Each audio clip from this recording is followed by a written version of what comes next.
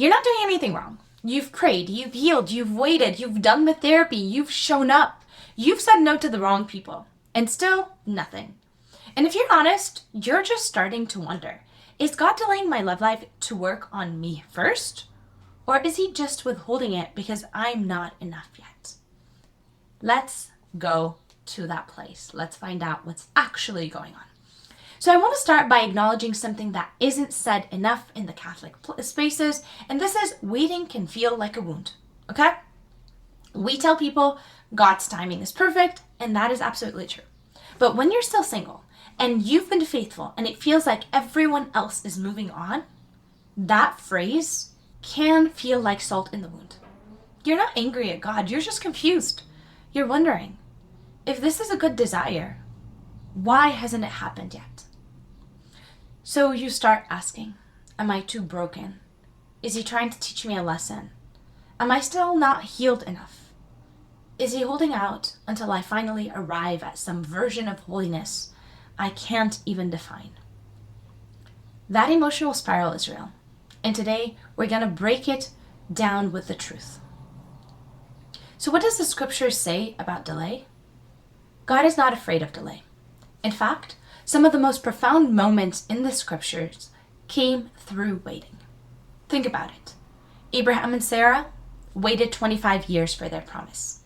Hannah wept and prayed for years before Samuel. Lazarus, Jesus intentionally waited until he died before coming. Why? Because God isn't in a rush. He's in the business of formation. He doesn't delay to be cruel. He delays to go deeper. Jesus loved Martha and her sister and Lazarus. So when he heard that Lazarus was ill, he stayed 2 days longer. That's John 11:5-6. Wait, what? He loved them, so he delayed? Yes, because Jesus wasn't trying to give them a quick relief. He was trying to reveal something greater. In Lazarus' case, it was that he is the resurrection and the life. And in your case, it may be that he is your first love, and that your story won't be defined by a wedding, but by a transformation. Now, what do the saints say about waiting? Well, St. Augustine once said, God is always trying to give good things to us, but our hands are too full to receive them. Sometimes God delays love not to punish you, but to empty your hands of what cannot come with you into marriage. Isn't that profound? Your fear of abandonment, your need to control outcomes, your belief that you are only valuable if you're chosen, he delays to heal, not to harm. St. John of the Cross, in his Dark Night of the Soul, reminds us, God's love is not content to leave us in our weakness. For this reason, he takes us into the dark night. That season of nothing happening, it may be the moment he's finally preparing you to receive the love that won't destroy you.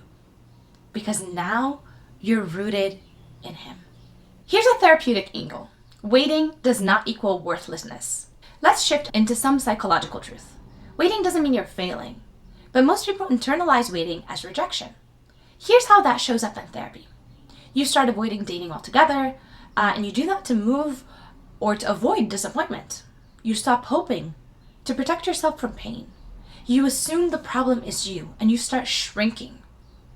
But that is not what waiting means. In clinical terms, waiting with peace is active regulation. It's learning to hold desires without collapsing underneath it. So what if, instead of believing the delay means you're not enough, you start believing this delay is God protecting what's sacred in me while preparing me for what's sacred in them. That's strength. That's surrender. That is healing. So the question is, are you stuck or are you being formed? Here's how you know if the delay is formation or fear. If you're stuck, you're numb. You're avoiding. You're resentful. You're closing your heart. If you're being formed, you are reflective. You're learning or you're leaning into God. You're asking honest questions and you're softening and you are growing. So ask yourself, what is God inviting me to become during this season? Not how do I get out of it? What do I need to fix? But who am I becoming? What fruit is being grown in secret? Now, what we want to do is we want to break the shame spiral. Here's the lie we have to destroy. If I were more healed, more holy, more perfect, God would send me someone. That's spiritual perfectionism, and it's not Christianity. God doesn't operate by resume. He operates by relationship. You're not single because you're broken. You're single because God is doing something you may not understand yet. And maybe it's not just about you. Maybe he's still writing the story of the other person. Maybe he's aligning your path. Maybe he's creating a destiny that will one day heal others. But either way, you are not being punished. Let's look at the book of Tobit for a model of trust plus delay. One of the greatest love stories in the scripture is in the book of Tobit. Tobiah and Sarah didn't meet through an app. They didn't meet through a friend. They were brought together through prayer and timing. Since you are the one closest in kin, I give her to you in trust, according to the law and decrees written in the book of Moses. That's Tobit 7:13. Before they even met, they were being prepared. Sarah was mourning. Tobiah was discerning. And God was weaving a story neither of them could have imagined. What made them ready? Purity, obedience, trust, prayer. That's your job in this delay. Learn to do these things. Now, if you feel stuck in the season of waiting, here are 3 things you can do that are actually holy and healing. Number 1, name the delay without shame. Write this sentence and fill it in. The hardest part of this waiting season is fill in the blank, because it makes me feel fill in the blank. Getting it out of your body and onto paper stops the emotional spiral. Number 2, take ownership of where you can ask. Have I shut down? Have I stopped showing up? Am I hiding behind hyper-spiritual excuses? Not with shame, with honesty. 3, pray like Sarah did. Blessed are you, O God of mercy. You know the depth of my longing. You alone see what's ahead. Make me strong. Prepare me to love well, and bring into my life only what comes from you. Here's today's challenge for you. I want to give you this journal prompt. God, if you are delaying this part of my story, what are you making room for in me? And here's an action step that you can take. Write a letter to your future spouse that you'll never send. Pour out your prayers, then give that letter back to God in adoration.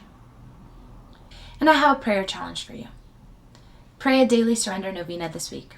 Let God know you're done trying to control the timeline and you're ready to receive, not perform. And my friends, if no one told you this yet, hear me out. You are not being punished. You are being prepared. And when God writes a love story, he doesn't just write chapters. He writes resurrections. So if you feel like nothing's happening, trust that something holy is growing in silence. He has not forgotten you. He is not behind schedule.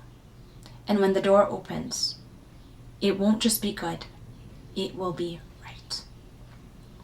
All right, my friends, that is it for this video. Thank you so much for hanging in there with me. If you have any questions, you can find me at The Word with Rita, and I will be with you to answer your next question. Bye for now.